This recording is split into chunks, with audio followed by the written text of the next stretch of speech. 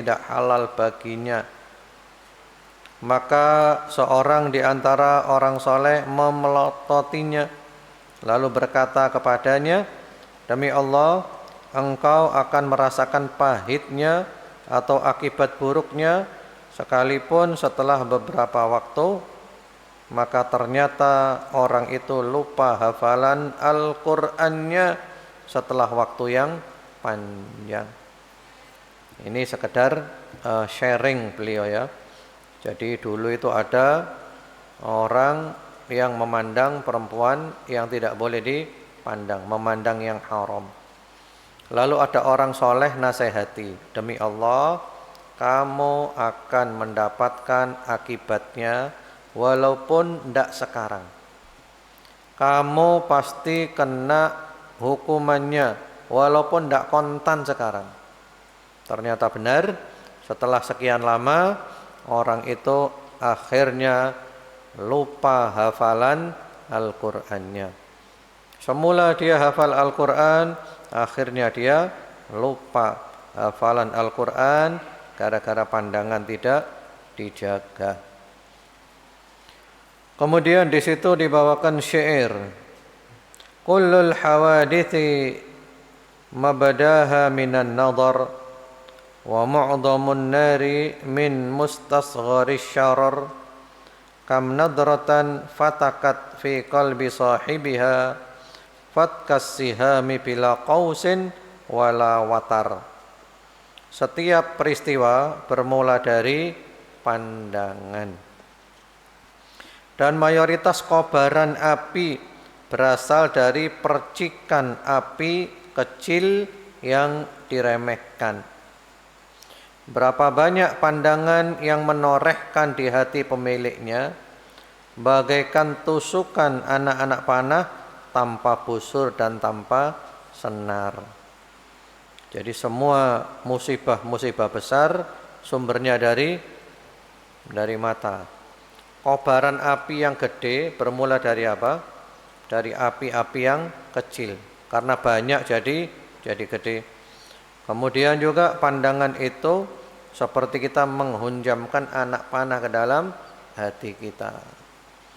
Dan ini ikhwan wa akhwat fillah, barakallahu fikum, ini diantara fitnah akhir zaman. Masalah maksiat mata, pornografi. Sampai ada seorang ulama itu oleh Allah dibukakan sebuah faedah tentang ayat Al-Qur'an, dan ini merupakan pembukaan dari Allah, yaitu surat Al-Maidah ayat nomor 94. Al-Maidah 94. Ya ayyuhalladzina amanu la yabluwannakumullahu bisyai'im minas saydi tanaluhu aydikum wa rimahukum liya'lamallahu man yakhafuhu bil ghaib. Ya, surat apa tadi? Al-Maidah ayat berapa? 94. Hai orang-orang yang beriman, sungguh pasti kamu benar-benar akan diuji oleh Allah dengan sesuatu daripada binatang buruan yang bisa kamu ambil dengan tanganmu langsung, atau juga dengan tombakmu, untuk Allah mengetahui siapa yang takut kepada Allah ketika tidak dilihat oleh orang. Jadi ayat ini berhubungan dengan orang yang sedang ihram. Orang kalau ihram, haji atau umroh, itu kan tidak boleh berburu kan. Di antara larangan haji dan ihram ya, ihram haji atau umroh, itu kan tidak boleh berburu. Subhanallah, mereka oleh Allah diuji dengan ujian yang dahsyat. Ketika dalam kondisi ihram, binatang buruan malah datang berseliweran di sekeliling mereka. Ditangkap pakai tangan aja bisa. Ya. Sehingga apa? Allah menguji kamu. Siapa yang takut kepada Allah ketika tidak ada orang yang tahu? Artinya bisa saja kan, saya ambil itu, lalu saya bilang saya beli di pasar. Padahal saya apa? Ngambil binatang buruan. Nah ini zaman dulu. Lalu ada seorang ulama yang mengatakan faidah taksyairu lahal abdan, faidah yang membuat badan ini merinding, yang membuat bulu kuduk berdiri, yaitu ayat ini sekarang benar-benar terjadi dengan adanya HP ini. Kalau zaman dulu maksiat mata itu sulit, mau lihat yang porno-porno itu sulit zaman dulu, sekarang sudah ada di depan mata. Di antara hikmahnya adalah liya'lamallahu may yakhafuhu bil ghaib. Allah hendak menguji kamu, siapa di antara kamu yang takut kepada Allah ketika tidak ada orang, ketika sendirian. Ya, ujian. Karena itu yang paling berat ini adalah anak-anak zaman sekarang. Anak-anak zaman sekarang ini benar-benar hidup di zaman yang sulit. Ya, kadang kalau membayangkan anak zaman sekarang ini, ya Allah, kasihan anak-anak sekarang ini. Mereka hidup di zaman yang penuh dengan fitnah. Yang mana orang kalau sudah lihat porno, sampai orang yang berhubungan, kelihatan auratnya, apalagi sampai aurat yang mughalladhah. Itu sudah diteliti oleh seorang peneliti, ya. Katanya kalau orang lihat porno kayak gitu itu otaknya rusak. Bahkan rusaknya otak melebihi rusaknya otak ketika ditabrak truk. Orang kalau ditabrak truk itu kan gegar otaknya rusak kan. Lah lihat porno itu otaknya lebih rusak lagi. Allahu Akbar. Kemudian nanti ada kecanduan lebih daripada morfin, lebih daripada narkoba. Sehingga kesulitan untuk keluar, bagaimana jalan keluar. Sehingga banyak di YouTube itu yang nyari jalan keluar. Bagaimana saya bisa keluar dari nonton hal-hal yang porno ini. Jadi memang bencana-bencana itu semuanya bermula dari pandangan. Al-Imam Ibnul Qayyim rahimahullah ta'ala membahas masalah ini panjang lebar di dalam kitabnya Ada wa Dawa. Ya, beliau kalau istilahnya Ibnul Qayyim itu al-lahadat, tsummal khotorat, tsummal lafadat, tsummal khutuwat. Kalau mau diringkas jadi 4. Pertama al-lahadat, pandangan. Lalu kemudian al-khotorat, timbul lintasan-lintasan dalam pikiran. Kemudian al-lafadat, muncul dalam ucapan. Kemudian al-khutuwat, melangkah menuju perbuatan. Semua bermula dari apa? Dari mandang. Dan kalau kita bicara mandang di sini bukan hanya mandang porno, termasuk mandang materi duniawi. Yang mana kalau kita mandang itu akan ngerusak hati kita. Ya, kadang kan kita lihat ya kemewahan-kemewahan, akhirnya apa? Seperti anak-anak lihat artis-artis yang flexing namanya ya, yang pamer kemewahan, pamer kekayaan, kan gitu kan. Itu gara-gara lihat akhirnya apa? Ingin jadi seperti itu, tapi inginnya secara instan. Akhirnya jualan narkoba, akhirnya jual diri demi untuk dapatkan itu. Gara-gara apa? Gara-gara mata. Wis mata ini dahsyat luar biasa. Kemudian dari mata timbul apa? Nah, lintasan-lintasan dalam pikiran. Itu beliau bicara luar biasa tentang mengatasi lintasan dalam pikiran. Antum kalau pandai mengelola lintasan-lintasan pikiran, antum sukses dunia akhirat. Kemudian kalau lintasan dibiarkan, maka jadi ucapan. Ucapan ini adalah penerjemah hati. Sya'a am aba. Orang itu apa omongannya, itulah isi hatinya. Karena omongan ini adalah penerjemah dari isi hati. Diakui atau tidak diakui, suka atau tidak suka, ini omongan adalah cermin daripada hati. Yang ada di hati keluar melalui omongan. Kemudian setelah itu menuju langkah. Langkah berbuatlah maksiat. Karena itu kata beliau, lebih baik jaga mata daripada kita melepas mata, akhirnya kita tidak kuat menahan daripada dampaknya. Sabar menahan mata lebih mudah daripada sabar menahan dampak daripada tidak jaga mata. Sekarang ini banyak perselingkuhan. Gara-gara apa? Ya, antum melihat perselingkuhan luar biasa. Sampai ada yang mengatakan langkahnya itu nadratun fabtisamatun fasalamun fakalamun famau'idun faliqa'u.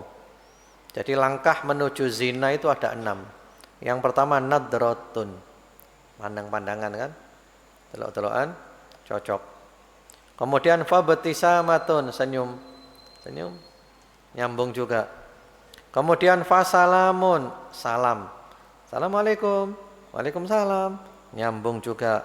Kemudian kalamun, berbicara, ngobrol, ternyata cocok juga. Kemudian famau'idun, janjian.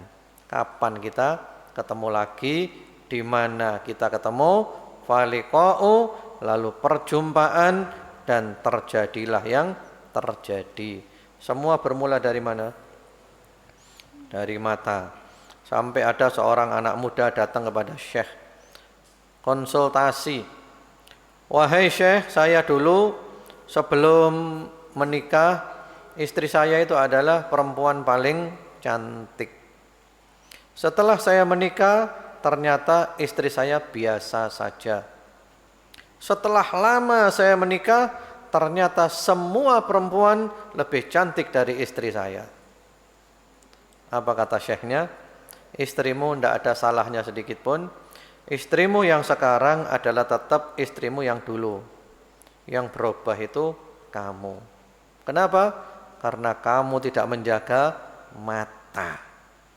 Kalau kamu teruskan tidak menjaga mata, nanti akan datang saatnya kamu melihat kucing tampak lebih cantik dari istrimu. Melihat binatang lebih cantik dari istrimu. Betul. Gara-gara apa? Tidak jaga mata. Kemudian juga ada kisah, ini kisah nyata ya, yang cerita ke saya itu sumbernya langsung. Ada seorang perempuan itu suka nonton TV zaman itu. Masih belum ada HP-HPan, dulu kan TV. Nah, di TV itu ada pembawa acara favoritnya dia laki-laki. Dia seneng sama pembawa acara itu laki-laki itu. Lalu dia bandingkan dengan suaminya. Dia lihat itu, tuh lihat suaminya, kok seje, kok gantengan iku, gitu kan. Akhirnya subhanallah suaminya berangkat kerja, televisinya dirangkul, diciumi. Dia ambungi TV-nya tuh. Untung nggak kesetrum. Kesetrum ya apa terus? Ya, ini fakta, ini terjadi. Gara-gara apa itu? Gara-gara tidak jaga mata. Sehingga ada ungkapan rumput tetangga lebih hijau. Ya padha ae, mari ngono wis suwe ya padha ae, ya kuning.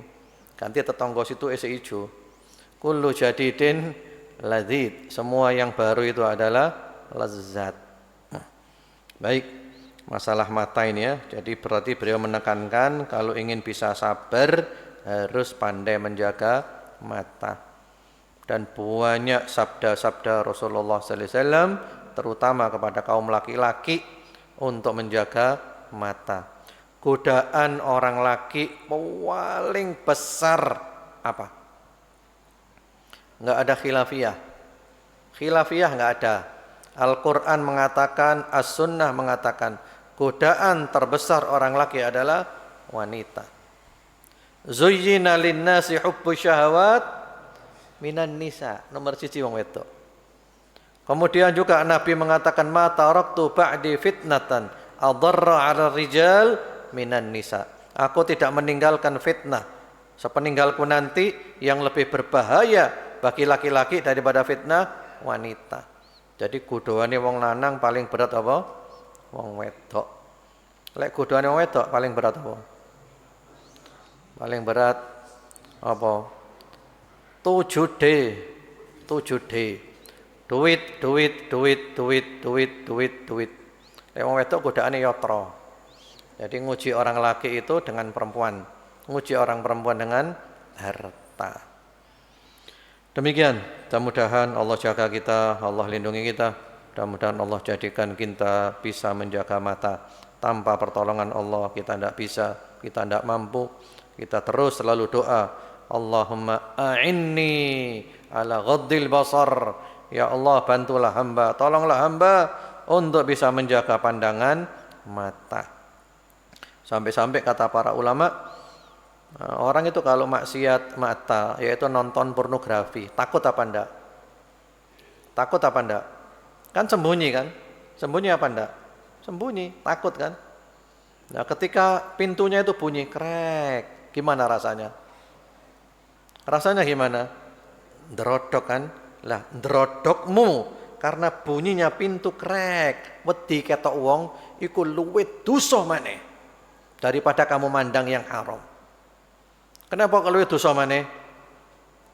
Karena kamu ndak takut sama Allah. Gusti Allah iku ndelok kon. Malaikat papat ndelok kabeh. Iki malaikat sebelah kanan mencatat kebaikan, malaikat sebelah kiri mencatat keburukan, malaikat depan dan belakang hafadho, papat malaikat gak wedi. Gusti Allah ndelok gak wedi. Iki lawange muni krek titik tak wis drodok. Itu lebih dosa lagi kamu. Ya subhanallah. Karena itu para ulama mengatakan dosa-dosa tersembunyi itu diantara solusi tobatnya adalah melakukan amal-amal yang tersembunyi. Itu solusi ya. Itu juga ada nasihat dari Ibnul Qayyim rahimahullahu taala, nasihatnya wapi ya. Di antaranya kata beliau itu dzunubul khalawat sababun lil intikasat. Dosa-dosa yang dilakukan secara sembunyi-sembunyi itu menjadi penyebab orang itu berbelok arah, tidak lagi bisa istiqomah. Wa ibadatul khalawat sababun litsabat. Ibadah yang dilakukan sembunyi-sembunyi itu adalah sebab yang menjadikan orang bisa istiqomah. Kemudian juga di antara nasihatnya adalah kalau kita berbuat dosa secara sembunyi, maka lakukan amal secara sembunyi. Mudah-mudahan amal sembunyi ini bisa melebur dosa yang sembunyi. Baik, itu di antara yang membuat kita mampu untuk bersabar. Sekali lagi semoga Allah tolong kita, anak-anak kita, keluarga kita, murid-murid kita, semuanya agar mampu menjaga pandangan. Tanpa pertolongan Allah kita tidak mampu sama sekali. Kemudian yang keenam, yaitu tadzakkurul maut wal ma'al ila daril akhirah. Di antara yang membantu kita untuk bisa sabar adalah mengingat kematian dan hari kembali ke negeri akhirat. Nah, ini luar biasa. Ini bagi saya adalah resep yang paling dahsyat nomor 1. Ini resep paling dahsyat nomor 1. Apa resepnya? Eling mati. Mari ngono awake dhewe berangkat kabeh. Donya iki mek sandi warah. Ingat mati resep yang paling dahsyat, yang membuat kita bisa bertahan, yang membuat kita bisa istiqomah. Dan ini juga resep yang dipakai oleh salafus soleh. Itu ada sebagian salafus soleh, Sayyidina Umar atau Umar bin Abdul Aziz, itu kan disakiti orang kan. Kata beliau apa? Kalau bukan karena akhirat, wis tak entek nuhun. Maksudnya apa? Aku jauh dikira gak iso bales, ngentekno kon iso. Tapi aku eling apa? Akhirat, tak tahan. Karena nanti ada pembalasan, ada akhirat nanti. Jadi resep yang paling dahsyat adalah ingat apa? Ingat mati kaya apa sing donya iki? Kaya apa? Apa ini sandiwara semuanya? Hidup ini fokusnya adalah menebar kebaikan. Hidup ini fokusnya adalah memaafkan. Jangan terlalu baperan. Oh, repiki ceritanya kutuk menangan. Semakin Anda pandai mengalah, semakin Anda hebat. Semakin Anda bisa membalas keburukan dengan kebaikan, Anda orang sukses. Dan itulah sifatnya Nabi Muhammad sallallahu alaihi wa ala alihi wasallam. Eling mati resep sing luar biasa. Lalu dibawakan di situ firman Allah Subhanahu wa taala, kullu nafsin dha'iqatul maut. Setiap yang bernyawa pasti akan merasakan kematian. Ali Imran 185. Awake dhewe bakal mati kabeh. Cuman kapan gak roh. Mati gak ngenteni tuwek, mati gak ngenteni lara. Mati kono ajale. Lek wis ajal berangkat. Muda belia, sehat walafiat, berangkat kalau wis ajal. Jangan sampai mati baru menyesal. Sesal dahulu pendapatan, sesal kemudian tiada guna. Cita-cita kita adalah mati dalam keadaan husnul khatimah. Iku sing digoleki. Itu cita-cita yang paling tinggi, ya. Itulah yang membuat kita apa? Sabar mek diluk tok. Kemarin sudah kita bahas kan? Sabar sampai kapan? Sabar sampai mati. Kapan kita mati? Mungkin nanti jam 5, mungkin apa enggak? Iya, sabar mek kurang pirang menit tok. Kalau besok sabar kurang sedino.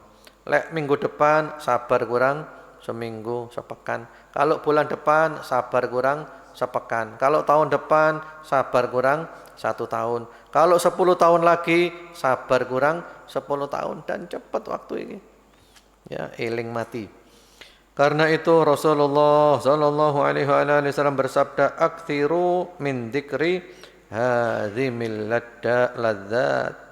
Perbanyaklah mengingat pemutus kelezatan-kelezatan, yaitu kematian. Oleh karena itu, hendaklah seorang muslim memperbanyak mengingat kematian dan menahan diri untuk bersabar dalam mengingatnya atas segala musibah dan ujian yang menimpanya. Eling mati itu harus berdampak positif ya, jangan berdampak negatif. Soalnya ono wong lek eling mati langsung moro apa? Langsung moro stres, depresi, terpuruk. Ini berarti gagal paham. Justru eling mati tambah apa? Tambah semangat.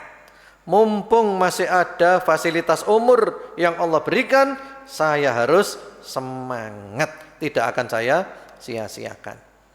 Jadi eling mati tambah semangat, kudu eling mati tambah terpuruk. Kemudian di situ dibawakan syair al-mautu babun wa kullun nasi dakhiluh. Ya laita syi'ri ba'dal babi maddaru.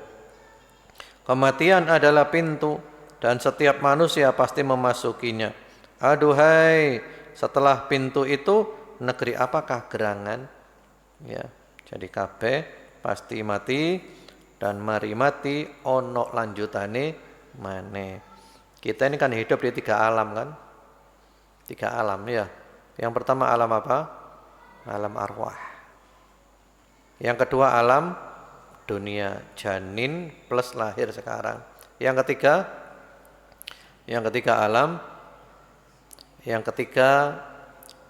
alam barzakh.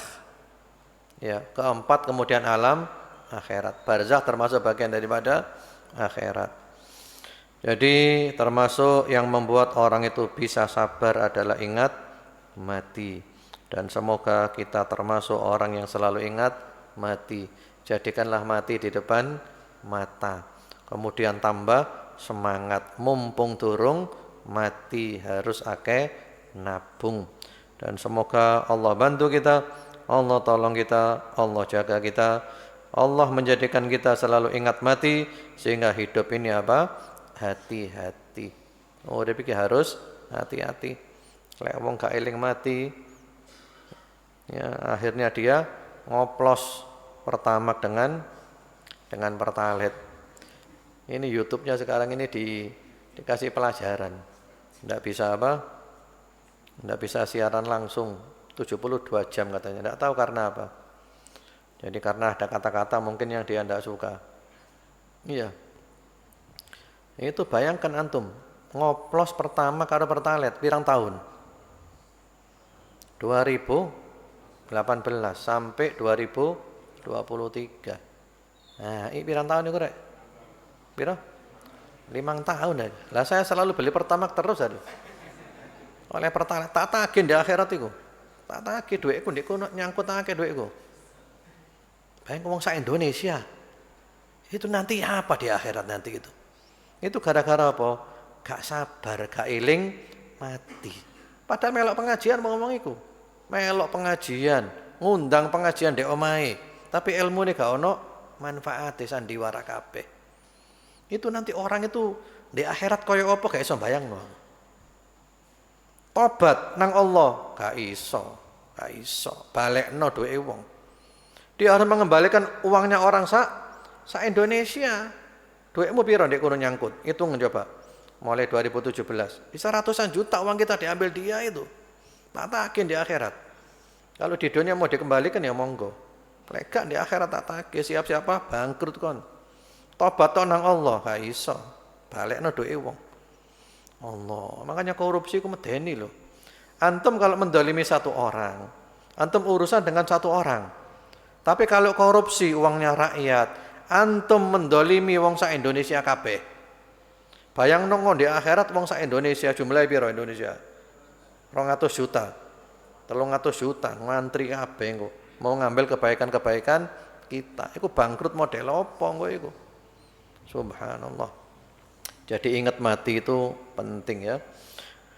Baik, insyaallah kita lanjut sekarang yang terakhir, yang ke-7. Di antara yang membuat kita mampu untuk bersabar adalah ad-du'a'u silahul mu'minin. Berdoa adalah senjata kaum mukminin. Doa. Terus doa nang Allah, njaluk nang Gusti Allah. Itu senjata yang paling dahsyat. Jangan pernah meremehkan doa. Di antaranya di situ ada doa, bagus doanya di surat Al-Baqarah 250. Rabbana afrigh alaina sabran wa tsabbit aqdamana wansurna 'alal qaumil kafirin.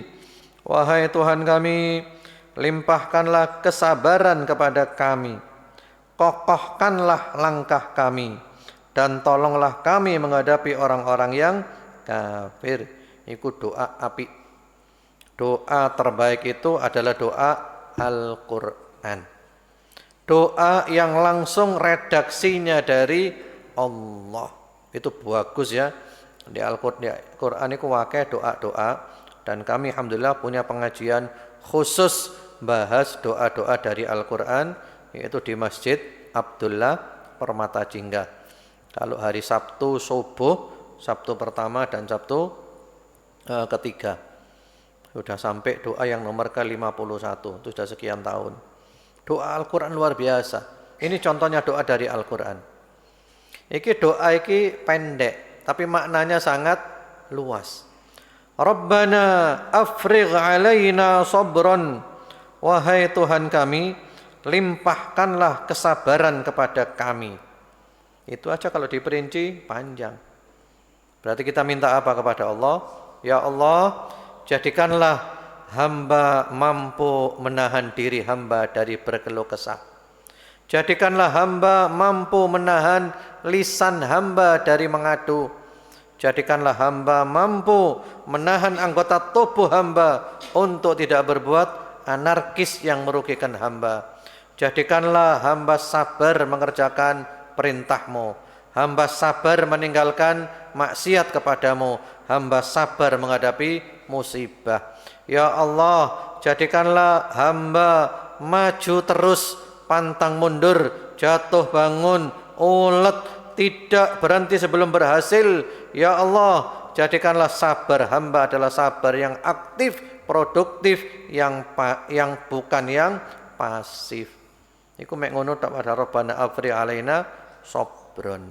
Kemudian wasabbit aqdamana, kokohkanlah langkah kami.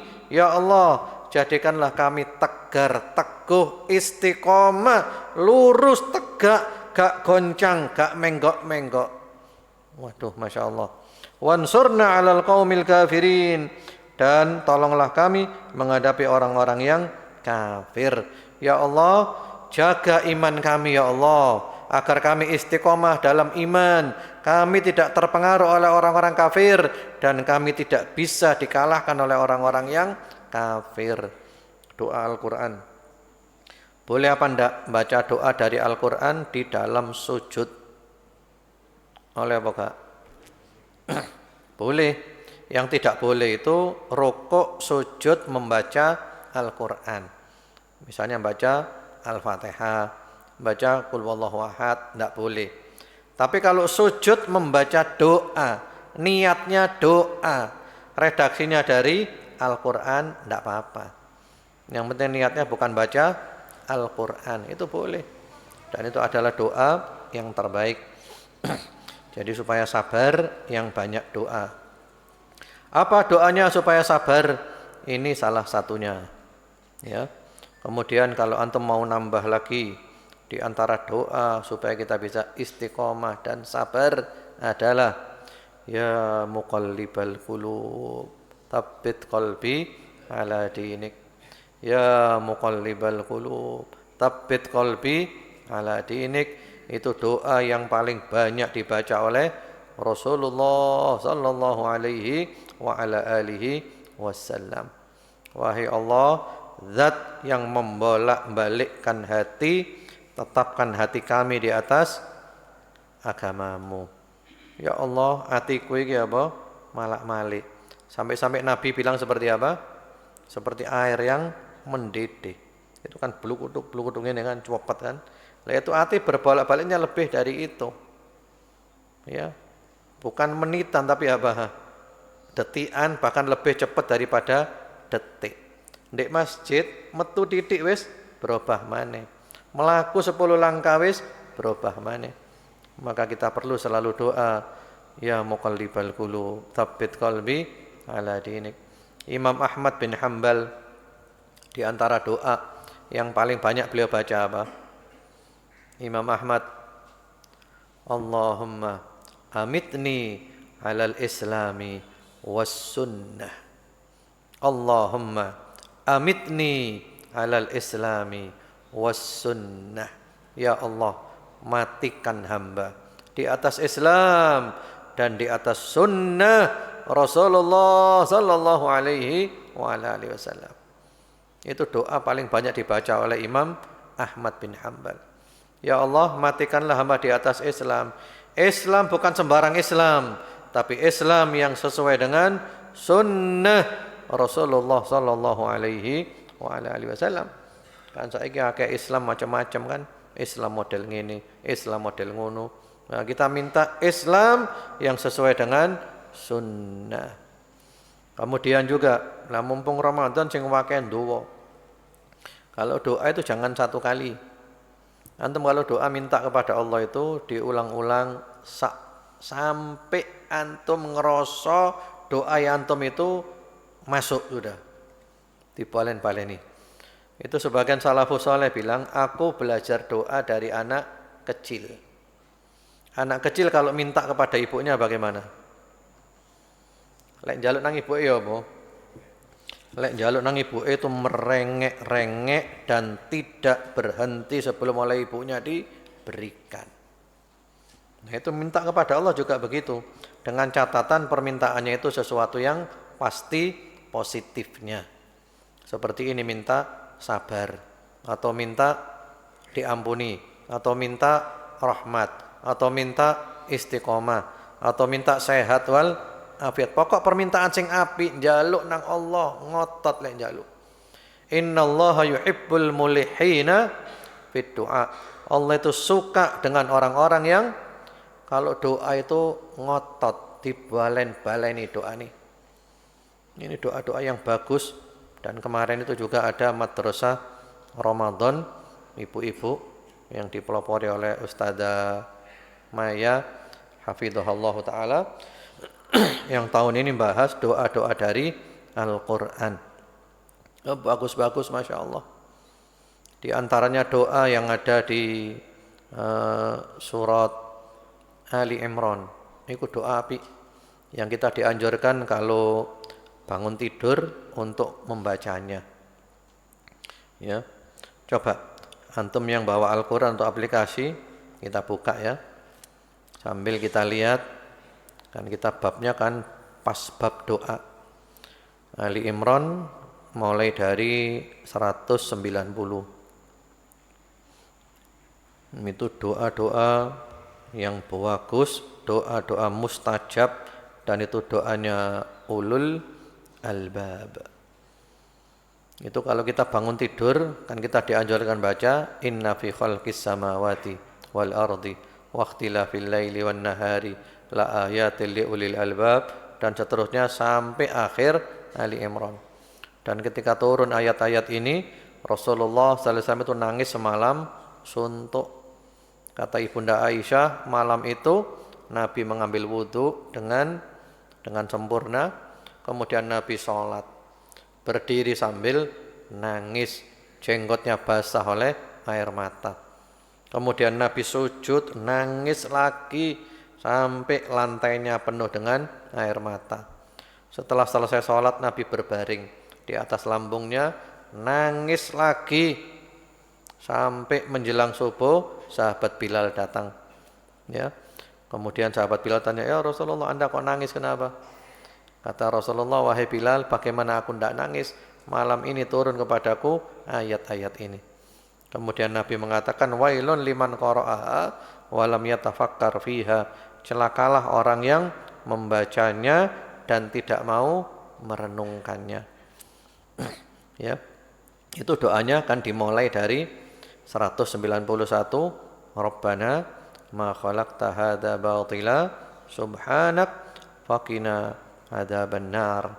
Ya Allah, ya Tuhan kami, tiadalah Engkau menciptakan ini dengan sia-sia, maha suci Engkau, maka peliharalah kami dari siksa neraka. Dan itu disunnahkan sambil lihat langit kalau bisa. Kalau tidak bisa ya tidak apa-apa.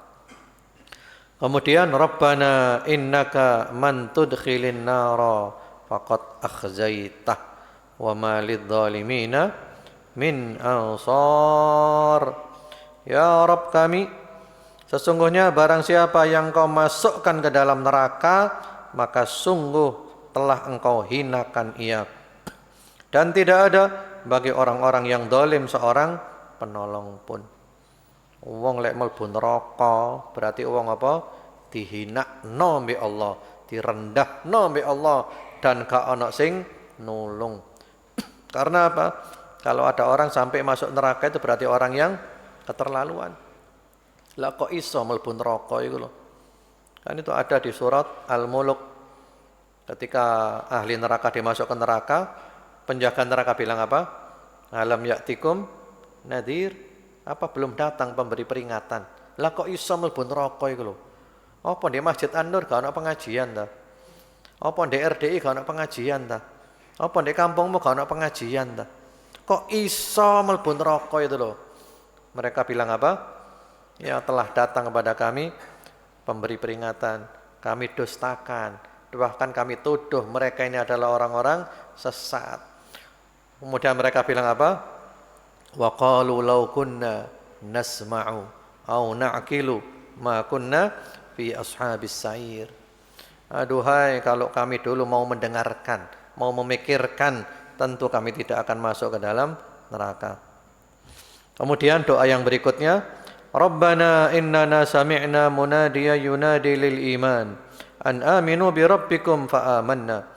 Rabbana faghfir lana dhunubana wa kaffir 'anna sayyi'atina wa tawaffana ma'al abrar. Ya Rabb kami, sesungguhnya kami mendengar seruan yang menyeru kepada iman, yaitu berimanlah kamu kepada Rabbmu, maka kami pun beriman. Tawasul dengan iman. Karena itu ya Allah, yang pertama-tama ampunilah dosa-dosa kami. Yang kedua, hapuskanlah dari kami kesalahan-kesalahan kami. Yang ketiga, wafatkanlah kami beserta orang-orang yang banyak berbuat bakti. Iki termasuk doa njaluk husnul khotimah, wa tawaffana ma'al abrar. Ya Allah, wafatkan kami ya Allah, nanti kalau kami wafat itu kumpul dengan orang-orang yang baik. Roh kami kumpul dengan al-arwah al-ulwiyah, roh yang tinggi di tempat yang indah. Bukan kumpul dengan al-arwah as-sufliyah, roh-roh yang rendah, yang tersiksa di bumi lapis 7 yang paling bawah. Kemudian 194 itu Rabbana wa atina ma wa'adtana ala rusulika wa la tukhzina yaumal qiyamah innaka la tukhliful mi'ad. Ya Rabb kami, berikanlah kami apa yang telah Engkau janjikan kepada kami dengan perantaraan Rasul-Rasul Engkau, dan janganlah Engkau hinakan kami di hari akhirat. Sesungguhnya Engkau tidak menyalahi janji. Itu yang pertama itu kan.